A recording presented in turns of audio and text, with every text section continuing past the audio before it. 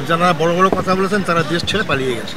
আমরা পালাইনি, আমাদের কেউ পালায়নি। আমি এখন মুক্ত, আমি এখন স্বাধীন, আমি এখন নিজের মতামত নিজে প্রকাশ করতে পারি। আল্লাহ শুকরিয়া আদায় করি।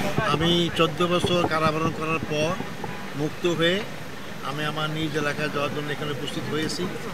আমি আমার দেশবাসীকে, বিশেষ করে আমার এলাকার জনগণকে ধন্যবাদ জানাই।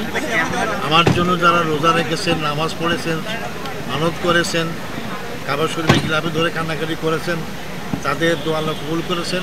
দেশও স্বাধীন হয়েছে নতুন করে, আমি মুক্ত হয়েছি। আমি এখন মুক্ত, আমি এখন স্বাধীন, আমি এখন নিজের মতামত নিজে প্রকাশ করতে পারি। আল্লাহ শুকরিয়া আদায় করি। কার জনসংখ্যা থাকলে কেউ পালায় যায়? জনসংখ্যা থাকলে কেউ পালায় না, জনগণই তাকে রক্ষা করে। আমরা পালাইনি, আমাদের কেউ পালায়নি। আমাদের মির কাসেম আলী সাহেব এই মামলা যখন শুরু হয় তখন আমেরিকায় ছিলেন, ওনাকে বলা হয়েছে আপনি আসবেন না। উনিকে আমি তো কোনো অপরাধ করিনি, আমি আমার দেশেই মরবো। উনি দেশে আসছেন। আর যারা বড় বড় কথা বলেছেন তারা দেশ ছেড়ে পালিয়ে গেছে।